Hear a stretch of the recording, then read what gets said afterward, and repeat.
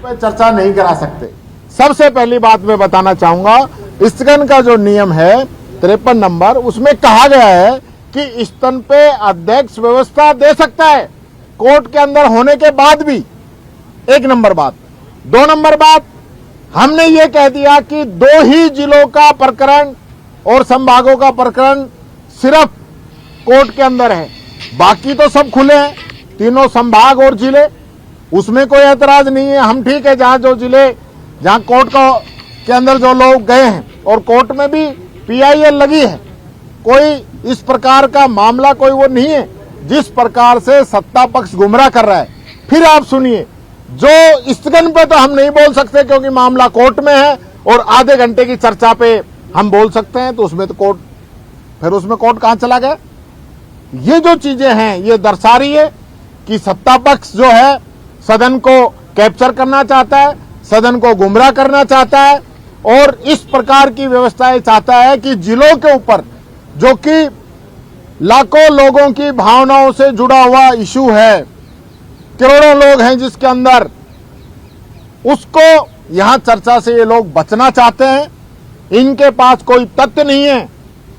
ये डीग को 30 किलोमीटर पे रख रहे हैं और सांचौर को 125 किलोमीटर पे निरस्त कर रहे हैं। अलवर की और जोधपुर की भौगोलिक दृष्टि लगभग समान है।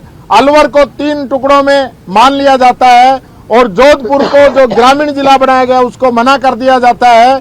ये डबल जो इन्होंने आंकड़े यहां पे पेश किए हैं, 10 लाख की अगर ये बात करें तो उससे पहले भी 10 लाख से अधिक के जिले हैं। एक तरफ अनूपगढ़ जैसा जिला है जो पाकिस्तान बॉर्डर से लगा हुआ है, सैकड़ों किलोमीटर से ज्यादा वहां की दूरी है, और उसको आप निरस्त कर देते हो।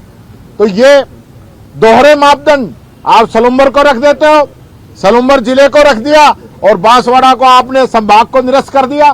तो कोई मापदंड तो होंगे, आपने कोई नियमों के तहत तो काम किया होगा। जी अब क्या रहेगा 2 बजे? अभी देखिए गतिरोध बना हुआ है, अभी अध्यक्ष जी बुलाते हैं, चर्चा होगी, उसके बाद आगे का निर्णय हम करेंगे। नहीं बुलाया है, और नहीं बुलाया तो बुला लेंगे। जूली जी, एक 240 बीघा जमीन है, वो क्या नाम आवंटित कर दी गई घोड़े चराने के नाम पर, ओरण की जमीन में से, वो भी एक मामला उठा है। देखिए मामला, कांग्रेस पे आरोप भी लगाए हैं। देखिए ये आरोप जिस प्रकार से लगा रहे हैं, पहले तथ्यों में जाएं। और मुझे तो बड़ा अचंभा हो रहा था कि अध्यक्ष के निर्णय को संसदीय मंत्री नहीं मान रहा था, मंत्री को उकसा रहा था और सदन को डिस्टर्ब करना चाह रहे हैं। इनकी सरकार है, निर्णय गलत हुआ है, जांच कराइए, कार्रवाई कीजिए। हम कोई मना कर रहे हैं क्या? मैं तो बोला भी नहीं, मैंने तो कोई बीच में किसी प्रकार का ऑब्जेक्शन भी नहीं किया। आप एक तरफ अध्यक्ष जी ये चाहते हैं कि अधिक से अधिक क्वेश्चन आए, तो जो आंसर है वो सभी माननीय सदस्यों के पास आ जाता है, आईपैड में भी आया हुआ है। मंत्री वो आंसर पढ़ता है तो उसमें 2-4 मिनट 5 मिनट उसमें लगती हैं, वो बच जाएं और सीधा जो माननीय सदस्य है वो क्वेश्चन कर ले सप्लीमेंट्री।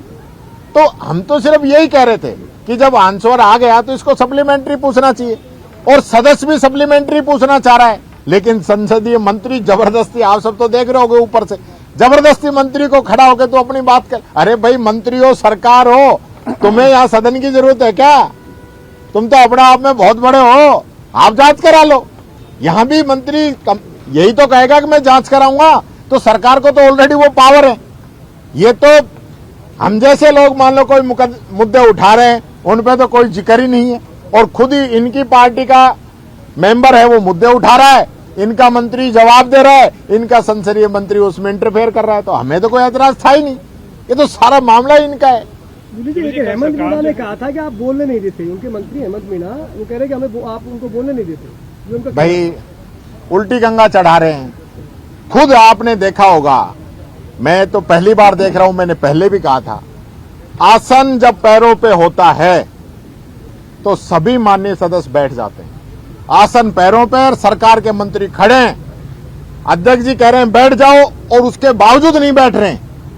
यानी अध्यक्ष ये निर्णयों की अवहेलना कर रहा है। मंत्री विधायक करे तो समझ में आता है, मंत्री ये तो सरकार है।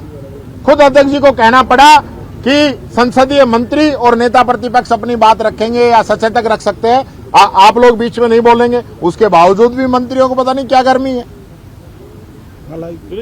मलाई की गर्मी होगी। कल सरकार 4 पॉलिसी लेके आई है और उन्होंने इसके जो कुछ उद्देश्य बताए, इस पे दो उद्देश्य ये हैं कि सरकार का जो टारगेट है, ये $350 बिलियन की इकोनॉमी 5 साल में अचीव करना है, और दूसरा ये कि जो 35 लाख करोड़ के एमओयू साइन हुए हैं, उसको ये इम्प्लीमेंट होने में इन पॉलिसी से मदद मिलेगी। देखिए, इनसे इनका कोई लेना देना नहीं है। रिको के अधिकार बढ़ाकर वापिस जो है आम जनता पे नए नियम ला दिए जाएंगे। आप इकोनॉमी की बात कर रहे हो, जीडीपी लगातार गिरती जा रही है, उस पे एक शब्द नहीं बोलते हैं। देश का, राज्यों का कर्जा लगातार बढ़ता जा रहा है, उस पे एक शब्द नहीं बोलते हैं। बेरोजगारी बढ़ती जा रही है, एक शब्द नहीं बोल रहे हैं। महंगाई बढ़ती जा रही है, एक शब्द नहीं बोल रहे हैं। और यहां तक कि डॉलर और रुपए के लिए बहुत बड़ी बड़ी बातें करते थे। सरदार मनमोहन सिंह जी आज ऊपर हैं, उनके लिए क्या क्या शब्द इन लोगों ने नहीं बोले जब रुपए की कीमत गिरी थी। और आज क्या हालत है, आज कहां पहुंच गया रुपया। जब हमने इनको रुपया सौंपा था तो 56 का, $1 के बराबर 56 रुपए था, आज 87 क्रॉस कर गए। 87 शतक लगाने वाला है। अब इनको शर्म नहीं आती है।